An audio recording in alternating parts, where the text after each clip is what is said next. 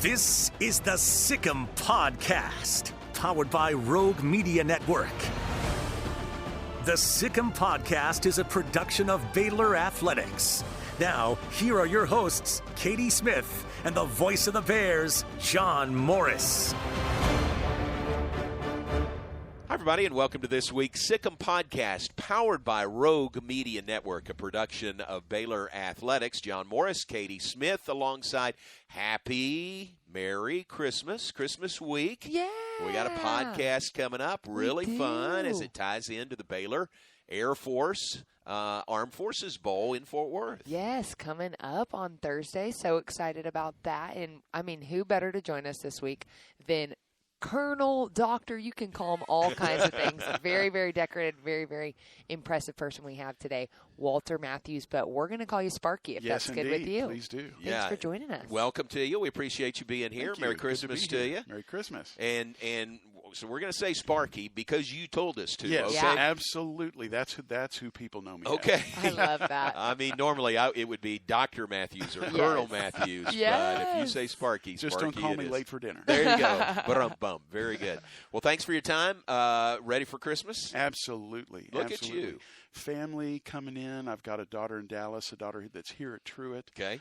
Neat. And so parents are coming in. So we're really looking forward to the rest of this week and this weekend. Oh, that'll be great. So you're hosting Christmas at your house? Well, kinda. Kinda. It's not a big family, but we've had everything up in our house since Halloween. Actually, we are part of the there problem. You go. That's not a problem. That's an Air Force family tradition for us. So we celebrate Christmas for a long time every year. I love that. There is nothing wrong with that. I think it's great because it gets here and then it's over, Right. and then you got to put everything away, and it's hard to do. So you've extended that time, which is really, really great.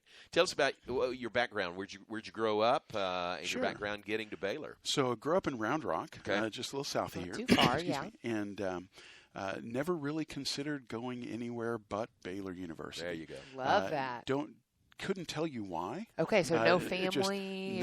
I was the first member of my family to go to Baylor. Cool. All my family went to UT. Huh. I was born with burnt orange hair, so that was kind of a thing. And so came to school here, always wanted to be a doctor, so started with pre-med. Went through that, finished, went to Baylor College of Medicine, and went on the Health Professions Scholarship Program with the Air Force. Huh. And so they paid for me to go to med school, and I figured I would serve my 4 years and go into civilian practice, and found that it was too much fun to do anything else. Wow. And so 28 years later, Wow. I retired about 2.5 years ago, and then came back to Baylor, came home to Baylor.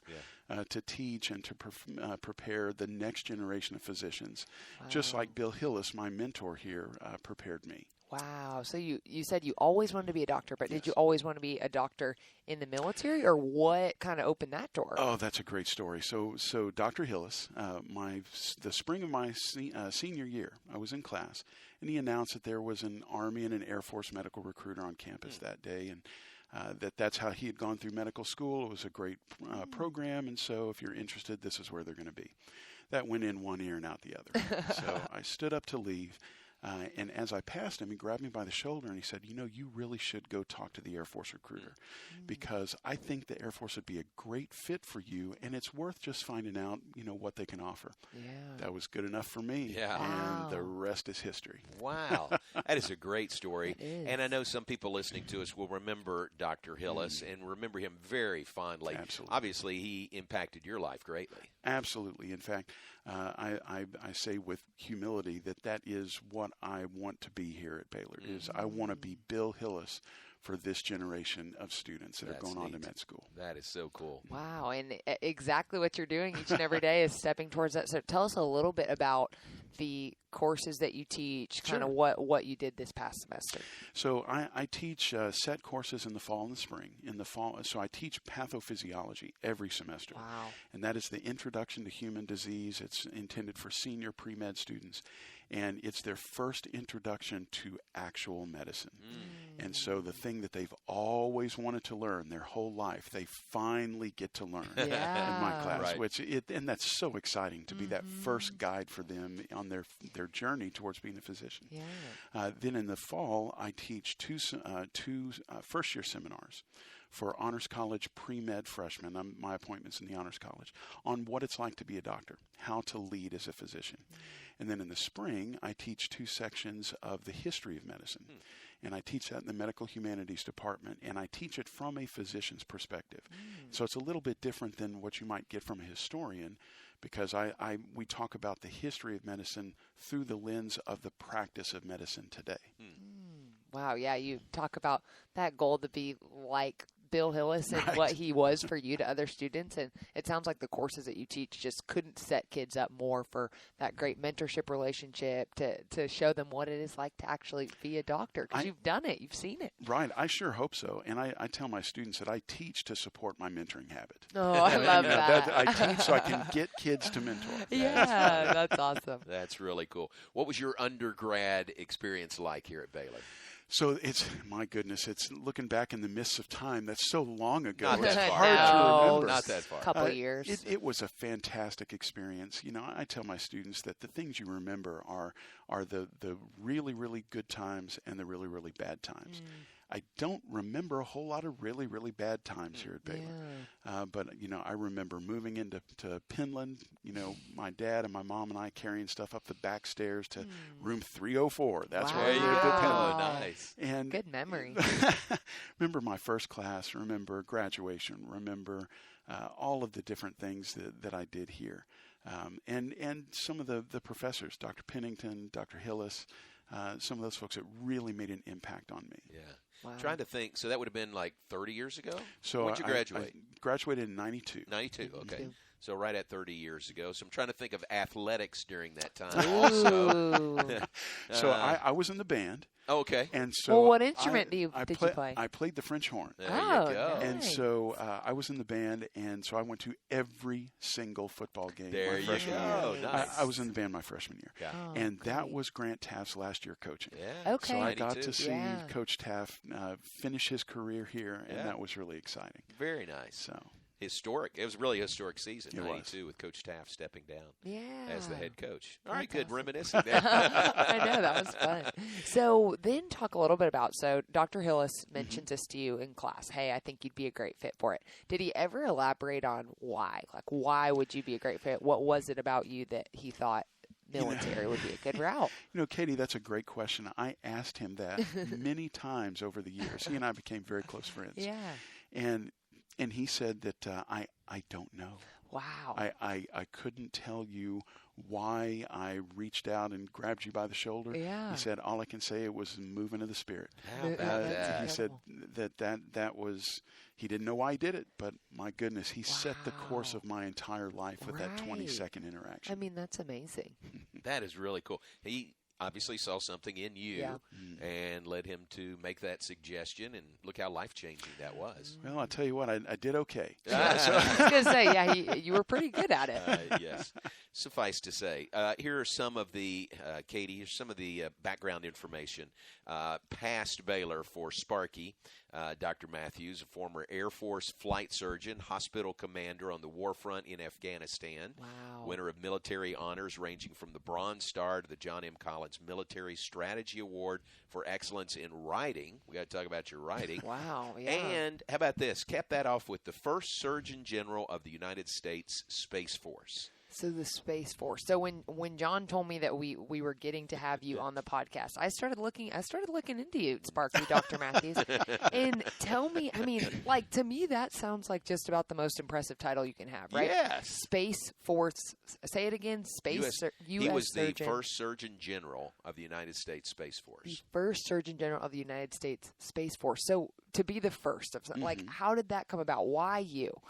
Well, I would love to tell you that somebody saw something really special in me, but I was in the right place at the right time. Hey, there's something to that. That's right. When I came Half back the from battle. Afghanistan, I had an assignment to the Air Force Space Command, Okay. which is one of the 11 major commands that we have, or at least at the time. And so my family was staying in Abilene while I was gone. Okay. And when I flew back to Abilene, picked them up, we packed up the house and started driving to Colorado Springs to Peterson Air Force Base.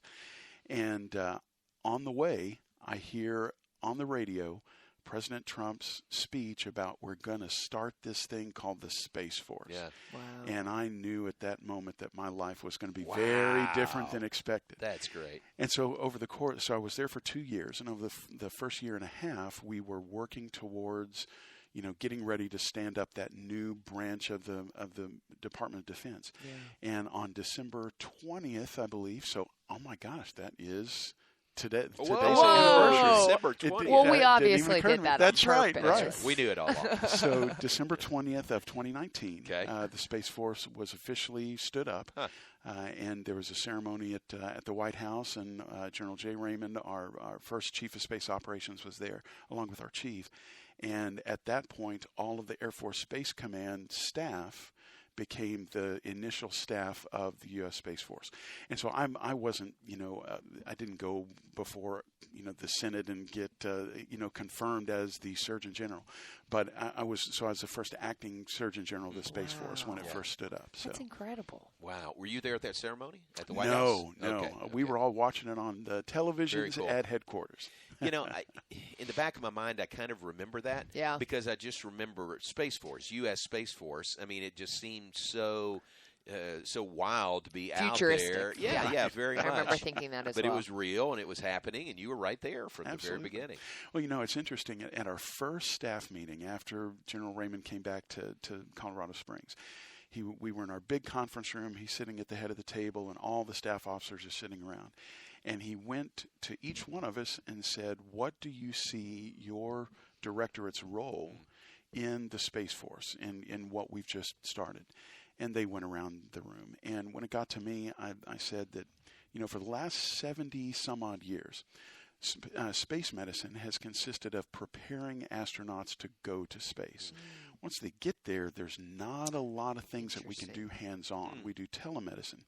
But what I see my role as is preparing to practice medicine in space. In space. So that is, how do we do evacuation from low Earth orbit? So how do we send an ambulance to space, to Earth orbit? How do we move patients between orbits of different planets? If somebody gets hurt around the moon or around Mars, how do we get them home? Right. I hadn't even considered someone getting hurt up there. Exactly. Yes, that makes so much sense. Well, and the really exciting thing is eventually we're not going to bring them home. If somebody gets hurt on Mars, that's a 9-month trip one way. Wow. Yeah. If somebody breaks their femur, you can't, just bring them home. So how do we do medical and surgical interventions on the surface of other planets? Wow. So I said, that's what I'm thinking about. How about that? Now, when we got around to the what's called the S3, the space operations guy, he was an astronaut, Jack Fisher. And he said, boss, I've got a question. He said, so when you say we are the defense, we're part of space defense, what are we defending from? Are you talking like aliens? Yeah, what and are we General defending Raymond from? looked at him and kind of shrugged his shoulders and said, if not us, who? Wow. So, Wow. that's the measure of this man's strategic vision. How about is that? we don't know what's out there, but if the Earth needs to be defended, we're the ones. I mean, It's fascinating. that So, is does that sound fascinating. exciting? Yes, that yes, was an very much so. exciting meeting to be a part yeah. of. Golly. Okay, so and again, if I'm asking anything classified, just shut me down. But he's here, J-Mo. We have to ask. Yeah. So maybe we don't know about the later part, but when you're talking about injuries on Mars and things like that, is there a timeline for this that as you're kind of working through these things and you're leading these efforts that you personally think? So I don't know, but so when people ask what is the purpose of the Space Force, it's to defend. Yeah. And so, in fact, our Space Force members are referred to as guardians. We have airmen, sailors, Marines, soldiers, and guardians. And so if exploration on Earth has taught us anything over the course of hundreds of years, is you can only hold that which you can defend. And so when we go to establish a long-term presence on another planetary body, we're going to need to be able to defend that location from whatever comes. And so that's what the Space Force eventually will be. And we do not send military members into an austere environment, into combat, into any kind of conflict without medical support right there. Oh, And so interesting. if we send our individuals for long-term, presence somewhere else, we're going to have a medical presence there as well. And so that's what NASA is really good, but they don't do a lot of they don't do medical projection the way the military does. This is something we've done for, as long as we've existed. And so that will most likely be our role, is to do that medical force projection to other planets. Interesting. Dr. Walter Sparky Matthews, our guest on the Sikkim podcast. You can call him Sparky. He told us we can call him Sparky. Absolutely. Hey, I've had the privilege of calling games, telling stories, like this great story about Baylor athletics for a long time. Storytelling is an art. There's a network in town doing just that. Rogue Media Network has produced over 80 original podcasts and shows ranging from comedy, true crime, business, and sports. If there's a story to tell, Rogue Media Network is telling it. You can find this podcast and all the other great Rogue Media Network shows on Spotify, on Apple, on YouTube, or anywhere you listen to podcasts.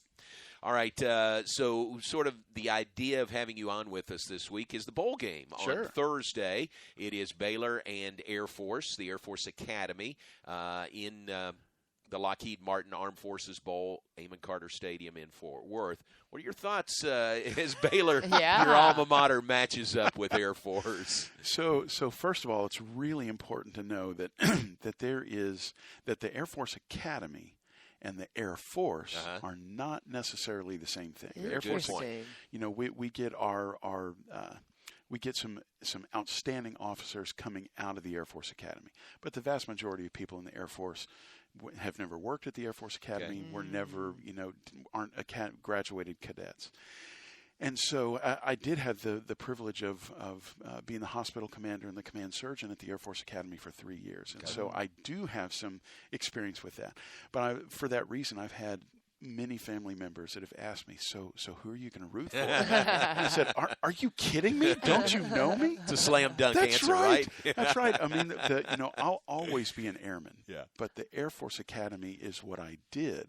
But Baylor's who I am. Oh, I mean, if there was a subtitle of this podcast. Question. Exactly. I love that. He's wearing a Baylor green Absolutely. polo right now as we record this. So very good. Very good. No conflict whatsoever in pulling for Baylor. I do have some non-monetary wagers going with some of my friends from the Air Force that are Academy grads. Yeah. So the hospital commander at the Air Force Academy now was my surgical squadron commander when I was the commander there. So he's a mentee of mine.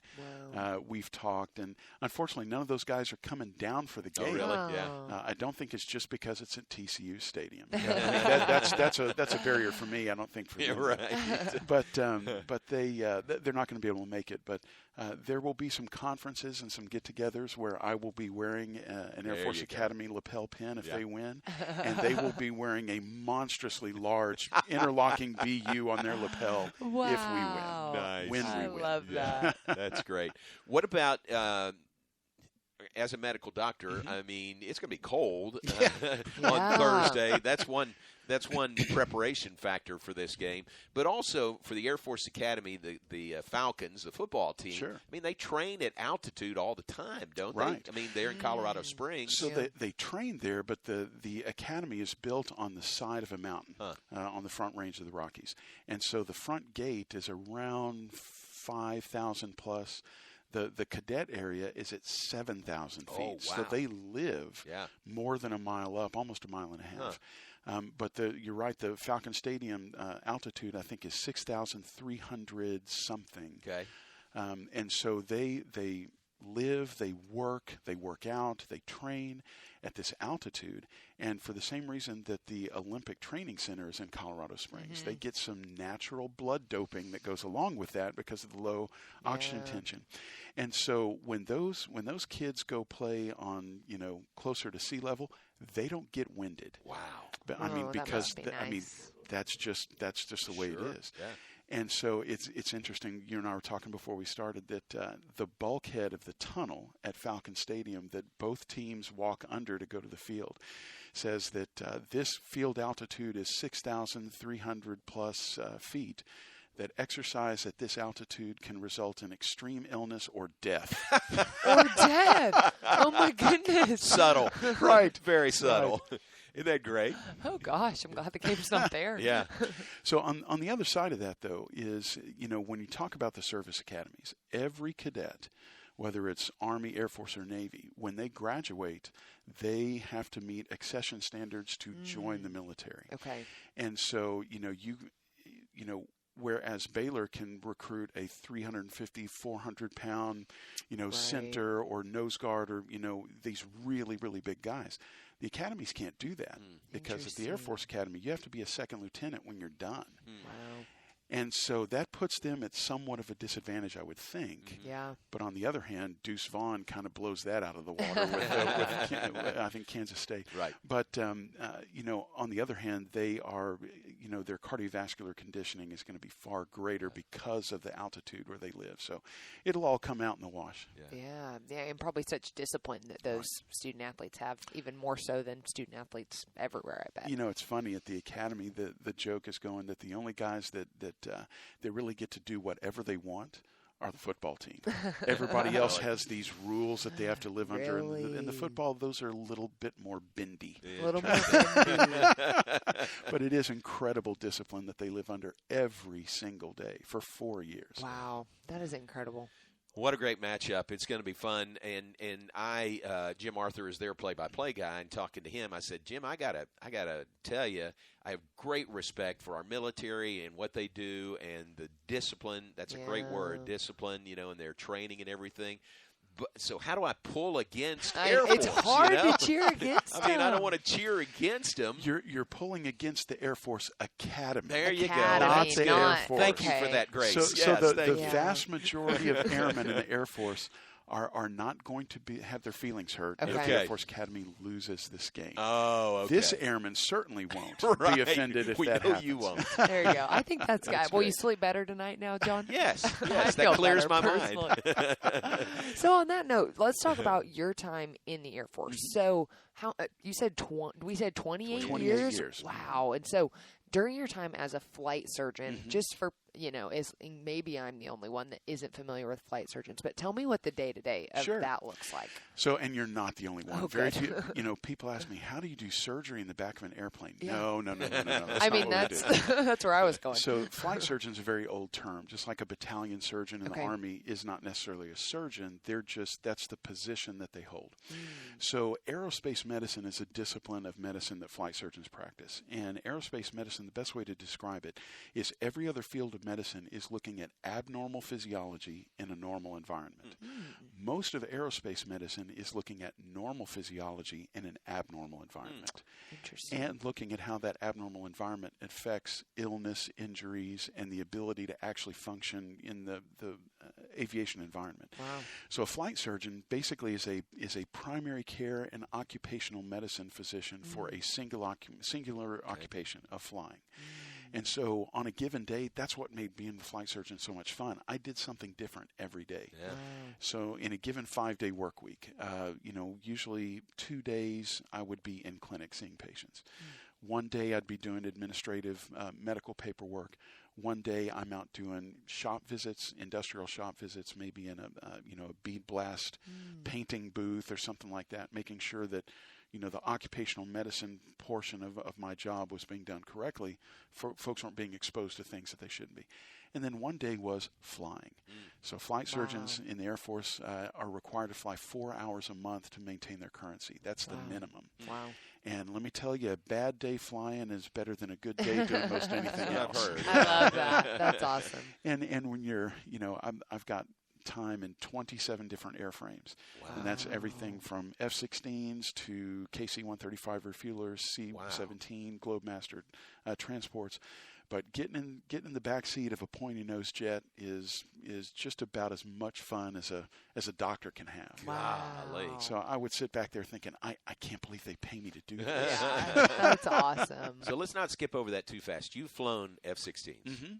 Man. You're right. You're right. That would be enough. Who else, Katie, have we had on our podcast that's flown a Well, F-16? yeah, no one. Yeah. So now, when I say fly, I was a crew member. Yes. I was not a pilot. Okay. But in the F-16, they have a 2-seat model. We call it the family model, and the flight surgeon flies in the back seat of that aircraft. But you can't take off, you can't land. But once you get up there, the very first time I ever flew. It was out at Cannon Air Force Base in Clovis, New Mexico. And we're up, we get to altitude, and the pilot says, "Okay, Doc, you ready to fly?" What? I said, "Okay, your aircraft." And I feel the stick shake. It's like, and I'm flying the F-16 Wow. in fingertip formation with the vice wing commander of the base. Oh, my goodness. man. And so I'm thinking, oh my gosh. This feels like Top Gun. Yeah.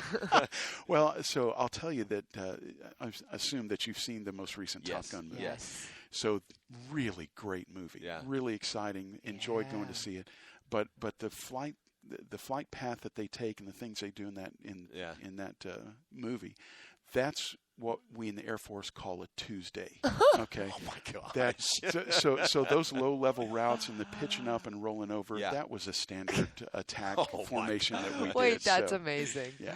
Oh, that's so cool. That is great. That's Tom a great Cruise, story. man. I thought you were going to say it's very Hollywood, but it's, No. I thought so there's too. a lot of truth to that. Yeah. Actually, most of those flying sequences were real. They were actually flying in the aircraft. So. It was Wait, that's fascinating so to cool. watch. It was. Really cool. Cast iron, you have to have a cast iron stomach, right? Yeah, and For roles like that? cast iron middle ears. Really? Yeah. Ooh. Yeah. So I you bet. do it enough and you beat your body into submission, it doesn't bother you anymore. Sounds fun. Yeah.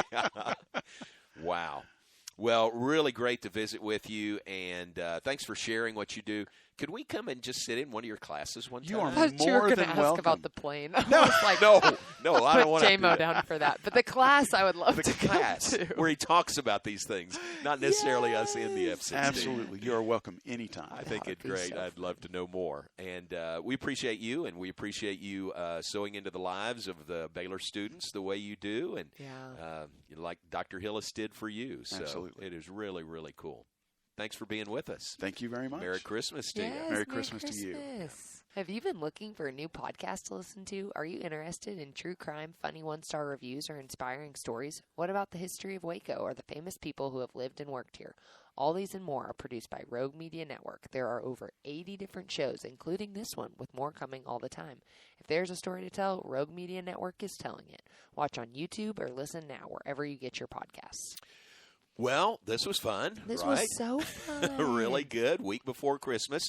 Let everybody know we will have a couple of, I want to say, best of episodes of our Sikkim podcast over the next couple of weeks. Yeah. So you take some time home with Kennedy. I will. Kennedy Kalikimaka. Kennedy Kalikimaka Smith. minus the Kalikimaka. But Merry Christmas to you. Merry you Christmas. and Chase yes, and Kennedy. and you and your family. Wow. I mean, that was so cool to get to have him here. I mean, Yeah. I knew he was impressive, but like talking to him, just the number of different things that Dr. Matthews has done is just absolutely incredible. Very impressive. Very impressive. So appreciate him very much. And that is this week's Sikkim podcast. We wish all of you a very Merry Christmas and a safe holidays. And God bless you and your family. And be safe if you're traveling. And we'll be back in the new year. How about that? We will. Looking forward to it. For Katie Smith and for retired Colonel Walter Matthews, Sparky Matthews, I'm John Morris. That's this week's Sikkim podcast powered by Rogue Media Network. You've been listening to the Sikkim Podcast, powered by Rogue Media Network. The Sikkim Podcast is a production of Baylor Athletics.